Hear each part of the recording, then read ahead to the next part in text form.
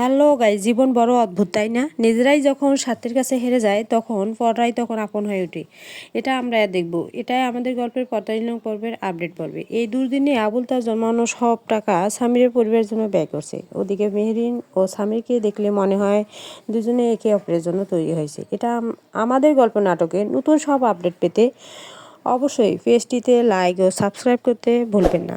এটা আমাদের গল্প নাটকটি একটি বাস্তবধর্মী একটি নাটক, যেখানে পরিবারের বাস্তব চিত্র ফুটে উঠেছে। জীবনের চাওয়া পাওয়া পাওয়া না পাওয়া দিকটি সুন্দরভাবে এখানে ফুটে উঠেছে। তো ভিউয়ার্স, ফারহানার বাবা গ্রামে উপস্থিত হয় এবং সামিরের বাবার কাছে তিনি বারবার তার অতীতের করা ভুলের জন্য মাপ চায়। পরে তাকে সামিরের বাবা মাপ করে দেয়।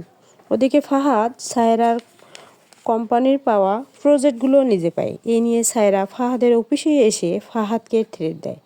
তাহলে ফাহাদ ও সায়রা কি চরম শত্রুতে পরিণত হবে, না একে অপরের প্রতি নতুন করে ভালোবাসা জন্মাবে? ফাহাদের ট্যালেন্ট দিয়ে ফাহাদ হয়তো একদিন অনেক বড় কিছু হয়ে দেখাবে।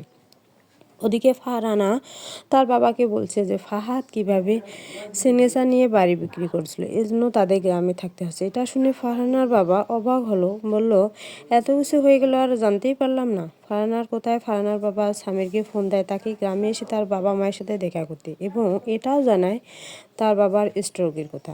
তাহলে কি স্বামী তার মান অভিমান ভুলে গ্রামে আসবে তার বাবার সাথে দেখা করতে?